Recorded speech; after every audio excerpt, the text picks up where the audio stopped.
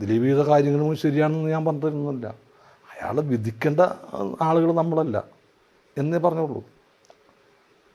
വിധി നടപ്പാക്കാൻ നമ്മുടെ മാധ്യമങ്ങളോ ജനങ്ങളോ അല്ല, അത് കോടതിയാണ് നടപ്പാക്കേണ്ടത്. അത് പറഞ്ഞിട്ടുള്ളൂ. ശരിയാണോ തെറ്റാണെന്നൊന്നും നമ്മൾ ഇത് ചെയ്യാൻ പോയിട്ടില്ല.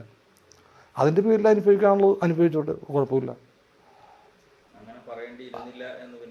ഒരിക്കലും തോന്നിയിട്ടില്ല. നമ്മൾ തെറ്റാണെന്ന് പറഞ്ഞിട്ട് ശരിയാണെന്ന് പറഞ്ഞിട്ടില്ല. അത് അഥവാ ചെയ്തിട്ടുണ്ട് ശരിയാണെന്ന് പറഞ്ഞിട്ടില്ല. നമ്മൾ ജഡ്ജ് ചെയ്യാൻ ആരുമില്ല. ചിലപ്പോൾ അയാൾ തെറ്റുകാരനല്ലെങ്കിലോ, കോടതിയുടെ മുമ്പിൽ നിൽക്കുന്ന സംഭവമാണ്. അയാൾ തെറ്റുകാരനല്ലെങ്കിൽ നമ്മൾ എവിടെ കൊണ്ട് ഇത് ചെയ്യും? ഞാൻ ചോദിച്ചപ്പോൾ തെറ്റുകാരനല്ലെന്നാ, ഞാൻ ചെയ്തിട്ടില്ലെന്ന് പറയുമ്പോൾ പിന്നെന്തായി? ഞാൻ ചോദിച്ചു, ഞാനിത് മനുഷ്യൻ ചോദിച്ചു ഇത് ശരിയാണോ ചെയ്തതെന്ന് വെച്ചപ്പോൾ പറഞ്ഞ് മക്കളെ പിടിച്ച് സത്യം ചെയ്യണം, ഞാൻ ചെയ്തിട്ടില്ല. അപ്പോൾ ഞാനും ആലോചിച്ചപ്പോൾ ഒരു മനുഷ്യനെ അങ്ങനെ ഒരിക്കലും ചെയ്യാൻ പറ്റില്ല. ഒരു മനുഷ്യനൊരിക്കലും അങ്ങനെ ചെയ്യാൻ പറ്റുമെന്ന് വിശ്വസിക്കുന്ന ഒരാളാണ് ഞാൻ. അപ്പോൾ അങ്ങനെ ഒരിക്കലും ചെയ്തിട്ടില്ല എന്ന് ഞാൻ വിശ്വസിക്കാൻ എനിക്ക് ഏറ്റവും ഇഷ്ടം. അങ്ങനെ ചെയ്തിട്ടില്ല എന്ന് എൻ്റെ വിശ്വാസം, ആ വിശ്വാസം എൻ്റെ വിശ്വാസം എന്നെ പൊടിപ്പിക്കണമെന്ന് പറഞ്ഞാൽ ചിലപ്പോൾ ശരിയാവാം, ചിലപ്പോൾ തെറ്റാവാം. അത് കോടതിക്ക് മുമ്പ് കിട്ടുന്ന കാര്യമാണ്. എന്ന് വിശ്വാസം നമ്മളൊന്നിൻ്റെ ഒരു ആധികാരികത ഇല്ലാണ്ട് പറയല്ലോ. എന്ന് വിശ്വാസം. അഭിനയിക്കാൻ വന്നില്ലെങ്കിലും വലിയ വിരോധമൊന്നുമില്ല. എനിക്ക് ഇങ്ങനെയൊക്കെ അങ്ങോട്ട് പോയാൽ മതി. ഞാൻ ഒന്നും തീരുമാനിച്ചിട്ട് വന്ന ആളൊരാളില്ല. സീരിയസ് വേണോ കോമഡി വേണോ ഒന്നും തീരുമാനിച്ചു വന്ന ഒരാളല്ല. അങ്ങനെ ആയിപ്പോയി, അങ്ങനെ വരൂ. നമ്മളിപ്പോൾ എന്തൊക്കെ ആവണമെന്ന് തീരുമാനിച്ചാലും നമുക്കൊരു ഗതി നിശ്ചയിച്ചിട്ടുണ്ട്. ഒരു വിശ്വാസയുടെ ഭാഷയെ പറഞ്ഞ ഈശ്വരൻ നിശ്ചയിച്ചിട്ടുണ്ട്. നമുക്കൊരു ഗതിയുണ്ട്, ആ ഗതിക്കനുസരിച്ച് നമ്മൾ പോവുള്ളൂ. ചിലപ്പോൾ ഒരു സീരിയസ് വേഷം ഇനി കത്തിക്കഴിഞ്ഞാൽ അതുവഴിയായിരിക്കും ചിലപ്പോൾ വളർച്ച. അല്ല കോമഡി ആണെങ്കിൽ അതുവഴിയായിരിക്കും ഇത് ചെയ്യണത്. ആ വിജയം അതാണ് എന്തിൻ്റെയും ഒഴുക്കിൻ്റെ ഒരു എന്താ പറയുക വിഗതികൾ നിശ്ചയിക്കുന്നത് വിജയം തന്നെയാണ്. പ്രേക്ഷകർക്ക് തമാശ പറഞ്ഞ് പൊട്ടിച്ചിരിപ്പിക്കുന്ന സലീം കുമാറിനെ ആണോ ഇഷ്ടം, അതോ സീരിയസ് റോളുകൾ ചെയ്യുന്ന സലീം കുമാർ എന്ന അവാർഡ് വിന്നിംഗ് നടനെയാണോ ഇഷ്ടം? അത് പ്രേക്ഷകരോട് ചോദിക്കേണ്ട ചോദ്യമാണ്.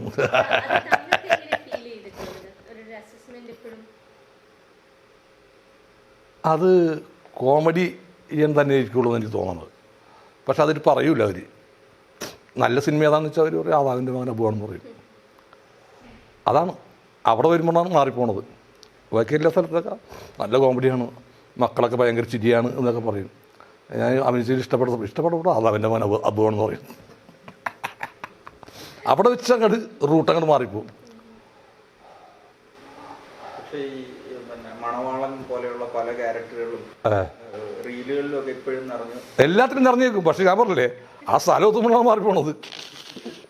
ഇവർ പറയുന്നത് മുഴുവനും മറ്റതായിരിക്കുള്ളൂ. മണവാളൻ സൂപ്പറായിരുന്നു, കർണസ്രാങ്ക് അയ്യോ ഞങ്ങൾ ചിരിച്ച അവശതയും തകർത്തു. അപ്പോൾ ഇഷ്ടപ്പെട്ട പടം ആറാവിനൊപ്പവും അച്ഛൻ പറഞ്ഞാത്ത വീടും.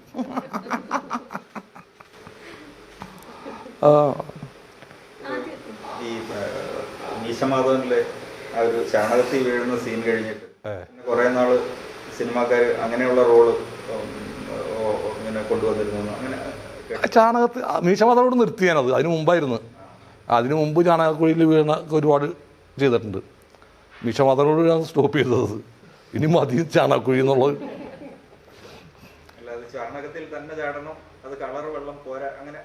അതെ, അത് ചാണകമായിരുന്നു.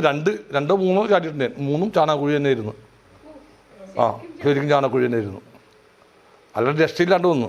ഒരു പടത്തിൽ മാത്രമേ ശരിക്കും ചാണകക്കുഴിയിൽ എൻ്റെ അനുമതി ഇല്ലാണ്ട് എനിക്ക് ചാടണമെന്നുള്ളൂ. എനിക്കിഷ്ടമില്ല എന്നിട്ടും ചാടേണ്ട വന്നു ആ തുടക്കത്തിൽ. പിന്നീടുള്ളത് രണ്ടും ഒരു കളർ ചേർത്തു. പക്ഷെ അത് പറ്റുന്നില്ല. ക്യാമറയിൽ വരുമ്പോൾ അത് ട്രാൻസ്പെറൻ്റ് ആയതിൻ്റെ പേരില്ലേ, കളർ ചേർക്കുമ്പോൾ ട്രാൻസ്പെറൻ്റ് ആകും. വെള്ളം പൊന്തി വരുമ്പോൾ അത് ട്രാൻസ്പെറൻ്റ് ആയിട്ട് ലൈറ്റിൻ്റെ രശ്മികൾ വരുമ്പോൾ ട്രാൻസ്പെറൻ്റ് ആകുമല്ലോ വെള്ളം മുകളിലിട്ട് വരുമ്പോൾ. അപ്പോൾ ചാണകം കൊണ്ടൊന്നും ഫീൽ ചെയ്യില്ല അത്. അങ്ങനെ വീണ്ടും ഞാൻ പറഞ്ഞു ചാണകം കൊണ്ടിട്ടാൻ പറഞ്ഞു, നമുക്ക് തന്നെ ശീലമല്ലേ. അങ്ങനെ ചാണകത്ത് തന്നെ 2 പ്രാവശ്യം ചാടിയത്. അതോട് നിർത്തി. ഇനി ചാണകമൊന്നും നമുക്കറിയാതെ.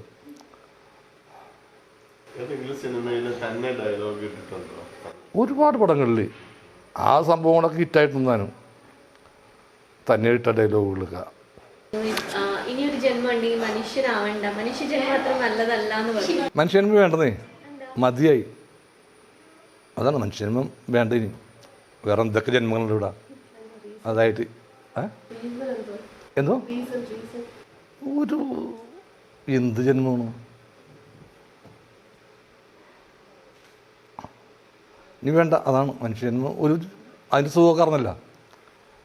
ഇനി വേറെ ഏതെങ്കിലും ജന്മത്തിൽ വരണമെന്നുള്ള ആഗ്രഹം. മനുഷ്യരെ ഇഷ്ടമല്ലേ? മനുഷ്യരൊക്കെ ഇഷ്ടമാണ്. നല്ല മനുഷ്യരെ എപ്പോഴും ഇഷ്ടമാണ്.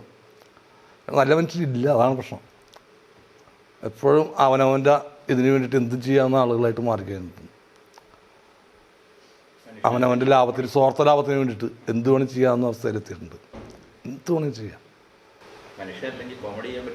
അത് അതൊക്കെ മൃഗങ്ങളിലുണ്ട്. എന്തൊക്കെ കുരങ്ങൊക്കെ കാണിക്കുന്ന കോമഡി അവരുടെ ഇടയിലല്ലേ അവരിരിക്കേണ്ടതൊക്കെ നമ്മൾ ശ്രദ്ധിക്കാനുള്ളതൊക്കെ. മത്സ്യങ്ങൾ കോമഡി കാണിക്കേണ്ടത് അതൊക്കെ നമ്മൾ ശ്രദ്ധിക്കണം. അതാണ് നമുക്ക് ശ്രദ്ധിക്കാൻ സമയമില്ല ഒന്നിനും. നമുക്കൊരു ജന്മം നടക്കുന്ന എല്ലാത്തിനും നോട്ട് ചെയ്യണം. നമ്മളൊന്നിനും നോട്ട് ചെയ്യില്ല. നമ്മൾ കുറേ മനുഷ്യന്മാരെ മാത്രം നോട്ട് ചെയ്തിരിക്കുകയാണ്. അവൻ പണക്കാരനാവുന്നതും ഇവൻ പണക്കാരനാകുന്നതും മാത്രം നമ്മൾ നോട്ട് ചെയ്യുന്നുള്ളൂ. എല്ലാവരും മുകളിലോട്ടല്ലേ നോക്കുള്ളൂ, താഴോട്ടൊരാളും നോക്കില്ല.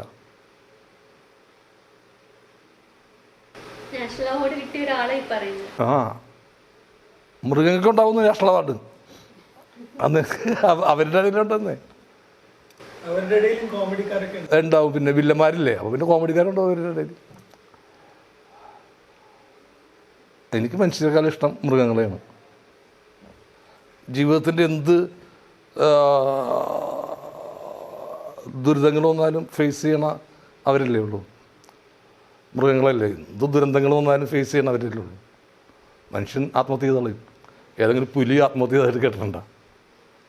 ഒരു മുയൽ ആത്മഹത്യ ചെയ്തായിട്ട് കേട്ടിട്ടുണ്ടോ? ഒന്നുമില്ല. ആത്മഹത്യ ചെയ്യണ മനുഷ്യനാണ്. ആ ദുരന്തങ്ങളൊക്കെ ഫേസ് ചെയ്യാനും അതിനുള്ള എന്നിട്ട് അവൻ പറയുകയും ചെയ്യും, 6-ാം ഇന്ദ്രിയമുള്ള മനുഷ്യനാണ്, ആ ഇന്ദ്രിയമുള്ള മനുഷ്യനാണ്, ചിന്തിക്കാനുള്ള അവസരമുള്ള മനുഷ്യനാണ്. പക്ഷേ മൃഗങ്ങളിലൊരു 10-11 പോലും ചിന്തിക്കുന്നില്ല മനുഷ്യൻ എന്നുള്ള സത്യം. ഒരു കന്നുകാലിനെ അഴിച്ചു വിട്ടിട്ടുണ്ടെങ്കിൽ അതിനറിയാം ഏതൊക്കെ ഭക്ഷിക്കണം ഏതൊക്കെ ഭക്ഷിക്കണ്ടെന്നുള്ളത്. നമ്മുടെ ഒരു കൊച്ചിനെ തുറന്നു വിടുകയാണ്. ഏറ്റവും വെച്ചിട്ട് അവൻ ആദ്യം കുഴപ്പമുള്ള സാധനത്തിനെ കയറി പിടിക്കുകയുള്ളൂ അല്ലേ. അപ്പോൾ എന്തുകൊണ്ട് ശ്രേഷ്ഠമായിട്ടുള്ള ഇപ്പോൾ സുമേത്ര ദ്വീപുകളിൽ സുനാമി വന്നപ്പോൾ ഒരുപാട് ആയിരക്കണക്കിന് മനുഷ്യന്മാരുടെ മരിച്ചു. കെട്ടിയിട്ട് അല്ലാത്ത ഒരു മൃഗം പോലും മരിച്ചിട്ടില്ല. പക്ഷികളൊക്കെ അവിടെ നിന്ന് രാമായണം വിട്ടുകളഞ്ഞു. അറിഞ്ഞിട്ട് അവരേതോ സെൻസ് ഉപയോഗിച്ച് അറിഞ്ഞിട്ട് രാമായണം അവിടെ നിന്ന് വിട്ടുകളഞ്ഞു. ഈ ചന്ദ്രനിൽ പോയ മനുഷ്യൻ ആണ് വെള്ളം കുടിച്ചത് അവിടെ. അപ്പോൾ ആരാണ് അവിടെ ബുദ്ധിമാനും 6-ാം ഇന്ദ്രിയം ഉള്ളവൻ്റെ കാരാണ് മൃഗങ്ങൾ തന്നെയാണ്.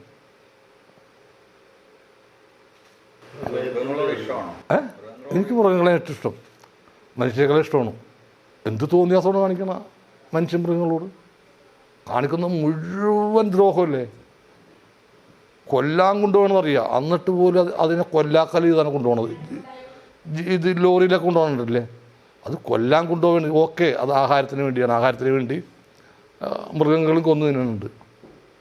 പക്ഷെ കൊല്ലാക്കൊല ചെയ്തിട്ടാണ് മൃഗങ്ങൾ കൊണ്ടുപോകുന്നത്. അതിനോട് ഒരു ഒരു ഒരു ഒരു കൊല്ലാൻ കൊണ്ടുപോകുന്ന ഒരു അവസാനത്തെ ആഗ്രഹം എന്താണെന്ന് ചോദിക്കും. മരിക്കുമ്പോഴെങ്കിലും ഒരു ആഗ്രഹം നിവർത്തിച്ചു കൊടുക്കാൻ വേണ്ടിയാണ് ചോദിക്കുന്നത്.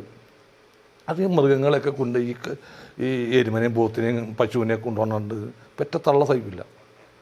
ക്രൂരമായിട്ടാണ് കൊണ്ടുപോകുന്നത് മനുഷ്യൻ. അതിനെ കൊന്നു തിന്നാൻ കൊണ്ടുപോവുകയാണ്. അവിടെ പോലും ഒരു ദയ കാണിക്കുന്നുള്ളതാണ്. ഏറ്റവും ദുഷ്ടനായ ജീവി മനുഷ്യൻ തന്നെയാണ്. അപ്പോൾ സിംഹമാണ് ഏറ്റവും ക്രൂരൻ, അല്ല പുലിയാണ് എന്ന് പറയുന്നുണ്ട്. അത് വിശക്കുമ്പോൾ മാത്രമേ അത് തിന്നുള്ളൂ. അത് വിശക്കുമ്പോൾ മാത്രമേ ഇര പിടിക്കുകയുള്ളൂ. വിശപ്പ് തീർന്ന് അതിൻ്റെ അടുത്തേക്ക് മാനൊക്കെ വെറുതെ ഉല്ലാസയാത്ര നടത്താം, അതൊന്നും ചെയ്യില്ല. മനുഷ്യനതല്ല. വിശക്കുമ്പോൾ മാത്രമല്ല മൃഗങ്ങളെ പിടിക്കുന്നത്. പൈസ ഉണ്ടാക്കാൻ, സമ്പാദിക്കാൻ, മക്കളെ പഠിപ്പിക്കാനൊക്കെ ഇതിനെ കൊല്ലുന്നുണ്ട്. അതാണ് എനിക്ക് മൃഗങ്ങളിഷ്ടം. മനുഷ്യരെക്കാൾ ഇഷ്ടം അത് തന്നെയാണ്.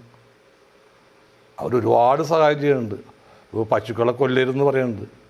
ജീവിതകാലം മുഴുവനും ഒരു മനുഷ്യന് വേണ്ടി ജീവിക്കണത്. അതിൻ്റെ കുഞ്ഞിന് കൊടുക്കുന്ന പാല് എല്ലാം അതിർന്ന അപ്പി വരെ മനുഷ്യൻ വിറ്റ് കാച്ചാക്കിയാണ്. ഒന്നും അതിന് വേണ്ടിയിട്ടല്ല, അതിനെന്തിന് പിണ്ണാക്ക വൈക്കോല കൊടുത്തിട്ട് അത് ചാവാതിരിക്കാൻ വേണ്ടിയാണ്, അല്ലാതെ അതിനുള്ള സ്നേഹം കൊണ്ടല്ല. നാളെ പാല് കിട്ടുന്നുണ്ട്, പാല് കിട്ടി തീരെ അന്ന് അതിനെ കശാപ്പ് ചെയ്യാൻ കൊടുക്കുകയാണ്, ഒരു ദാക്ഷിണ്യമില്ലാതെ. ഞാൻ പശുവിനുള്ളത് ഞാൻ ഇതൊരു ഒരു പശുവിനെ വെട്ടാൻ കൊടുത്തിട്ടില്ല. തോണി സത്വിക്കോട്ടെ, അത് വിധി അതിൻ്റെ വളർത്താനല്ലാണ്ട് വെട്ടാനായിട്ട് ഒരാൾക്ക് കൊടുത്തിട്ടില്ല. എന്തോ ഞാൻ എല്ലാവർക്കും കഴിക്കാറുണ്ട്, സ്ഥിരമായിട്ടൊന്നും കഴിക്കില്ല. ഞാൻ ബീഫ് കഴിക്കാറില്ല, പക്ഷേ ബീഫും ചിക്കനും മട്ടണൊന്നും ഞാൻ കഴിക്കാറില്ല. വേണമെങ്കിൽ കഴിക്കാം, അല്ലാതെ ഇതിനുള്ള സ്നേഹം കൊണ്ട് കഴിക്കാതിരിക്കുന്നൊന്നുമല്ല, വേണമെങ്കിൽ കഴിക്കാം, അത്രേ ഉള്ളൂ. അത് എതിരൊന്നുമല്ല. ഞാൻ പറഞ്ഞു വിശപ്പിന് തിന്നുന്നേ, വിശപ്പിന് ഈറ്റിങ്ങൾ ചെയ്യുന്നുണ്ടല്ലോ. കാരണം ദൈവം വേറൊന്നും സൃഷ്ടിച്ചിട്ടില്ല ഇവിടെ, പരസ്പരം കൊന്നു തിന്നാൻ തന്നെയാണ് ഇവിടെ ഇത് ചെയ്തേക്കുന്നത് എല്ലാം. ഇപ്പോൾ പറയും പച്ചക്കറിക്കാർ പറയും ഞങ്ങളാരും കൊന്നു തിന്നു, വെണ്ടയ്ക്കയും വഴുതനങ്ങയൊക്കെ ജീവനുള്ള സംഭവം തന്നെയാണ്. അതിൻ്റെ കൈയും കാലും എരിഞ്ഞൊക്കെ തന്നെയാണ് നമ്മൾ കഴിച്ച് ജീവിച്ചു പോകണത് തന്നെ. അപ്പോൾ അത് ജീവിക്കാൻ വേണ്ടിയാണ്, ഒന്നിനെ കൊന്നു തിന്നും.